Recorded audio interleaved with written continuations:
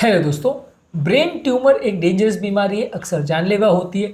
इस तरह के पेशेंट्स में सर्जरी सबसे बेस्ट थेरेपी माना जाता है।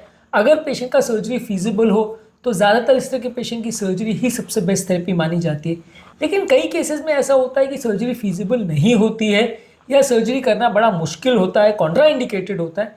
आज हम इस पर बात करेंगे कि कौन कौन से ऐसे कारण हैं जहां ब्रेन ट्यूमर के केस में आप सर्जरी नहीं कर सकते या जहां सर्जरी करने के टाइम फ़ायदे के बदले पेशेंट को नुकसान ज़्यादा हो सकता है। वो चीज़ों पर आज हम बात करेंगे। आज का टॉपिक है ब्रेन ट्यूमर में सर्जरी के कॉन्ट्रा इंडिकेशंस। टॉपिक इंपॉर्टेंट है, इसलिए इसे एंड तक देखिएगा। टॉपिक पर जाने से पहले जो लोग हमारे चैनल पर नए हैं उन्हें रिक्वेस्ट करूँगा कि चैनल को सब्सक्राइब करें, वीडियोज़ को लाइक करें, शेयर करें, फॉलो करें, कमेंट करें, पूरा देखें। सिंपल भाषा में आपको पूरा टॉपिक समझाने का प्रयास करेंगे। फिर भी यदि आपको कोई कमेंट्स या डाउट्स रह जाते हैं तो आप कमेंट सेक्शन में पूछ सकते हैं। चलिए शुरू करते हैं इंपॉर्टेंट वीडियो।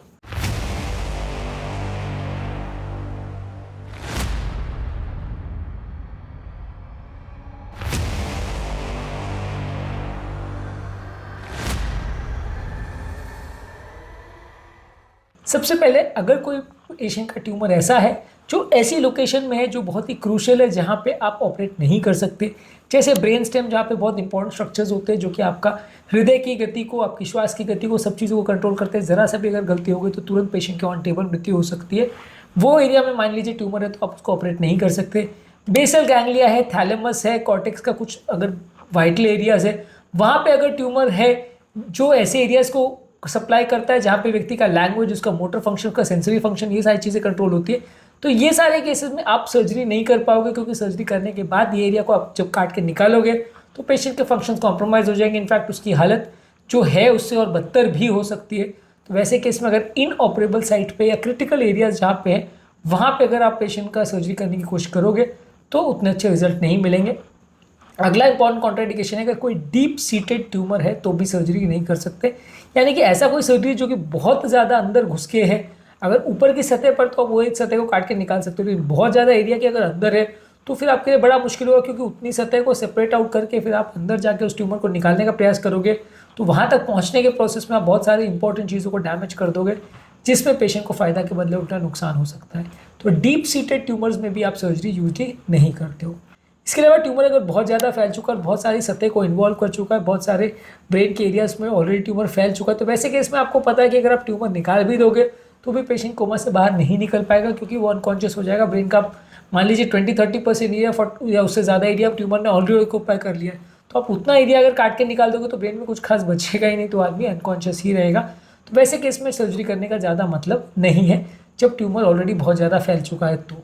इसके अलावा अगर बहुत फैला हुआ यानी मेटास्टैटिक डिजीज़ है, यानी मल्टीपल छोटे छोटे फोकस में अगर ट्यूमर है, जो कि ट्यूमर कहीं और से फैल के आया है, जिसको मेटास्टैटिक डिजीज बोलते हैं, यानी एक जगह पे नहीं मल्टीपल जगहों पे ट्यूमर्स अगर बढ़ रहा है तो वहाँ पे आप सर्जरी नहीं कर सकते, क्योंकि हर जगह आप ट्यूमर को नहीं निकाल सकते। और ट्यूमर अगर आप निकाल भी दोगे तो कहीं और से अगर मेटास्टैसिस आ रहा है तो और ट्यूमर आते ही जाएगा, तो आप कितना निकालोगे। तो वैसे केस में आपको जवाब देना पड़ता है, वैसे केस में आपको मना करना पड़ता है, वैसे केस में सर्जरी का कुछ फ़ायदा नहीं होता है।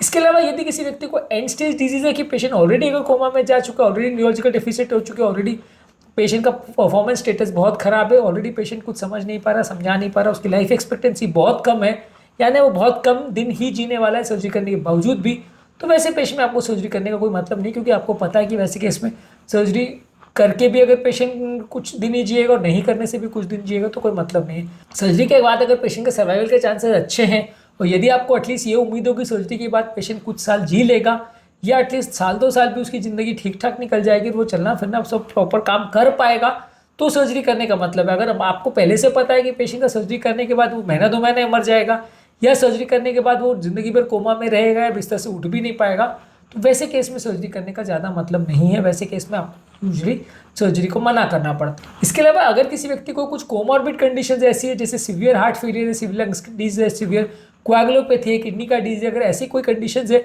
जिसमें सर्जरी के दौरान रिस्क बहुत ज़्यादा है, एनेस्थीसिया का रिस्क बहुत ज़्यादा है, तो वहाँ पे भी सर्जरी को यूजली नहीं किया जाता। यदि किसी व्यक्ति का फंक्शनल स्टेटस भी बहुत ख़राब है कि ज़रा भी चलने में उसको सांस फूल जाती है, उसको ज़रा भी कुछ भी टॉलरेट नहीं कर सकता, वैसे उसकी हालत है, बेड रिडन जैसा पेशेंट है, तो वैसे केस में भी आप यूजली सर्जरी नहीं कर सकते, क्योंकि वैसा पेशेंट सर्जरी टॉलरेट नहीं करेगा।